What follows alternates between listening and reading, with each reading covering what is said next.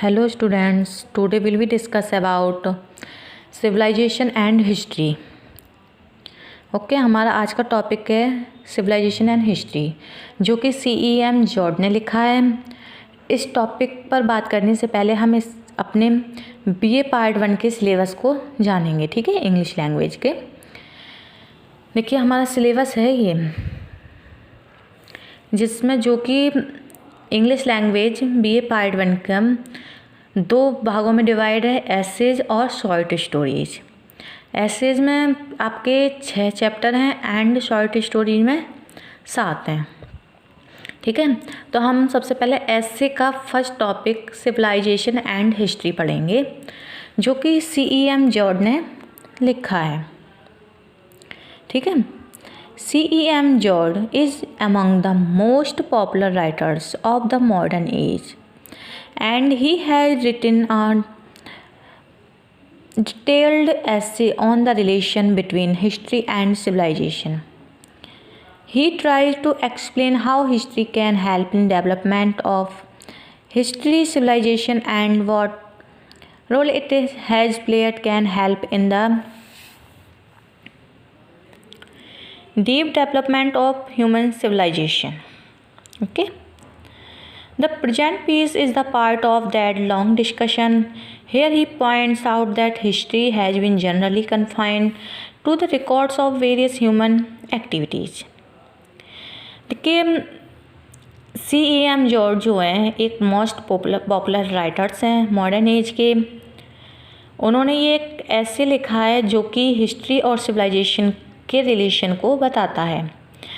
इन्होंने ये लिखने की कोशिश किया कि किस तरीके से जो हमारा इतिहास है, हिस्ट्री है, वो ह्यूमन सिविलाइजेशन के डेवलपमेंट में हेल्प करता है और उसका क्या भूमिका है, वो किस तरीके से हेल्प करती है एक पर्सन को सभ्य बनाने में और ह्यूमन सिविलाइजेशन का विकास करने में।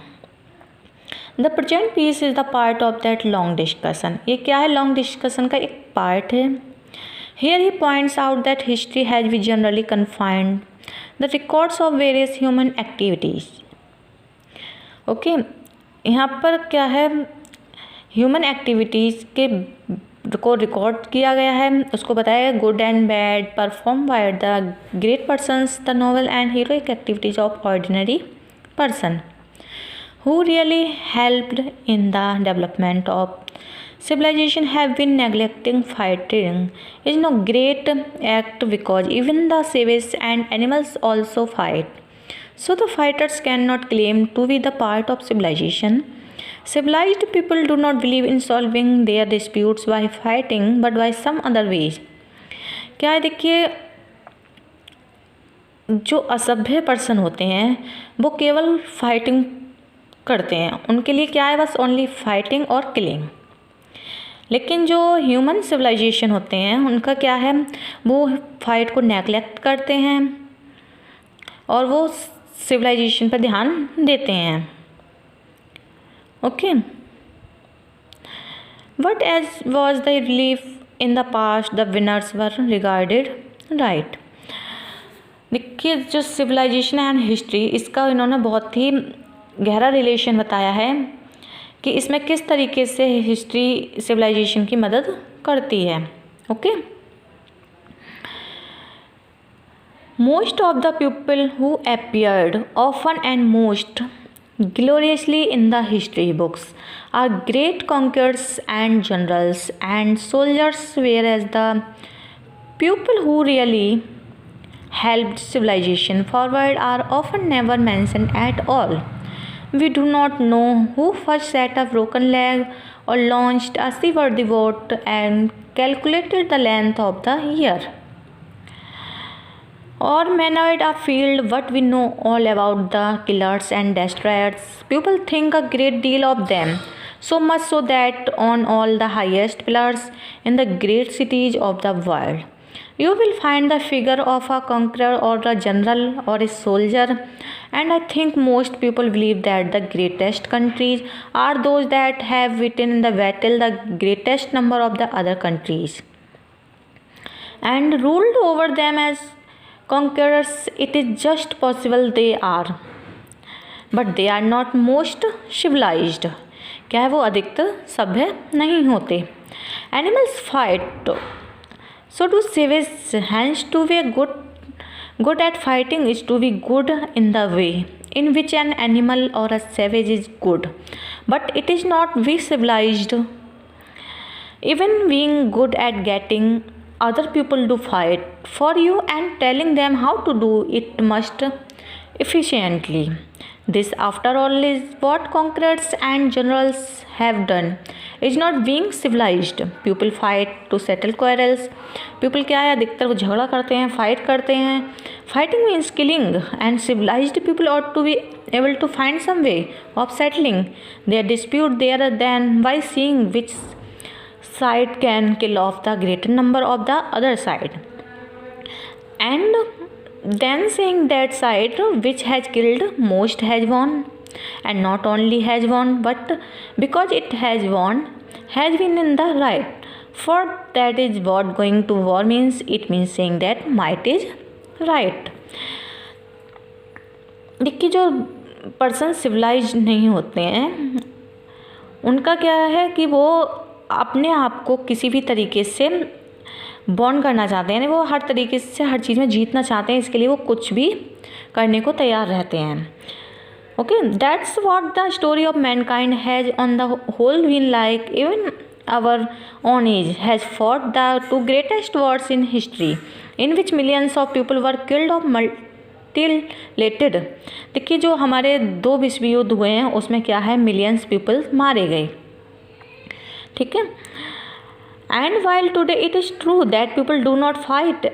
आज क्या है, पीपल फाइट नहीं करता and kill each other in the streets. While that is too same we have got to the stage of keeping the rules and behaving properly to each other in daily life. Nations and countries have not learned to do this yet and still behave like savages. But we must not expect too much. After all, the race of manhood has only just started. अब क्या है, लोगों के में race start हो गई है. From the point of view of evolution, human beings are very young children. Okay, indeed babies. In fact, of a few months old, scientists reckon that there has been life of some sort on the earth in the form of jellyfish and that kind of creature for about 1200 million years. But there have been men for only 1 million years, and there have been civilized men for about 8,000 years at the outside. These figures are difficult to grasp, so let us scale them down.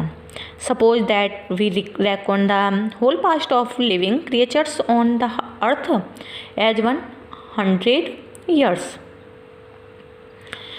Then the whole past of man works out at about 1 month, and during the month there have been civilization for between 7 and 8 hours. So you see, there has been little time to learn in, but there will be oceans of time in which to learn better.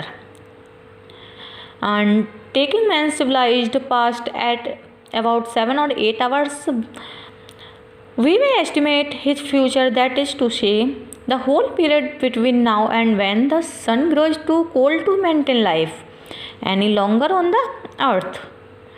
And at about 100,000 years, thus mankind is only at the beginning of its civilized life. And as I say, we must not expect too much. The past of man has been, on the whole, a pretty beastly business, a business of fighting and willing and gorging and grieving and hurting. We must not expect even civilized peoples not to have done these things.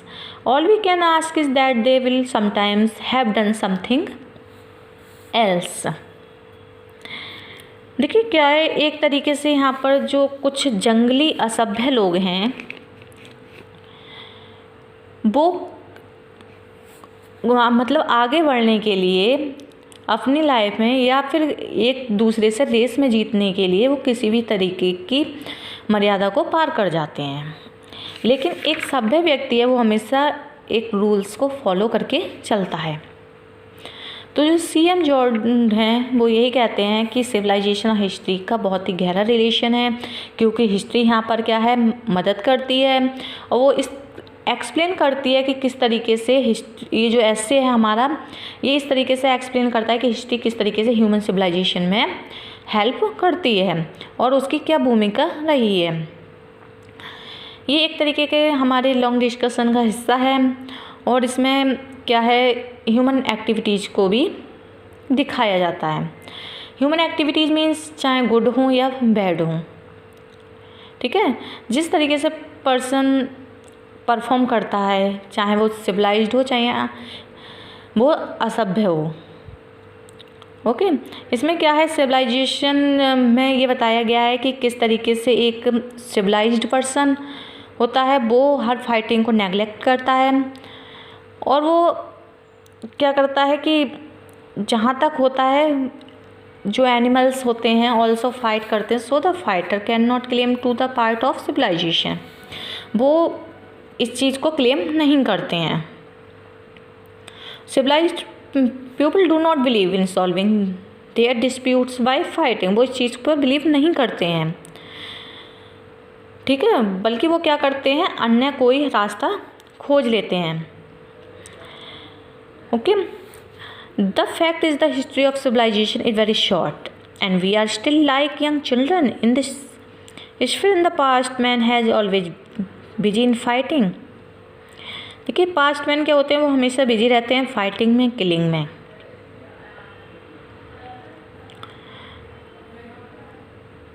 ठीक है, and but now we should do something useful and constructive.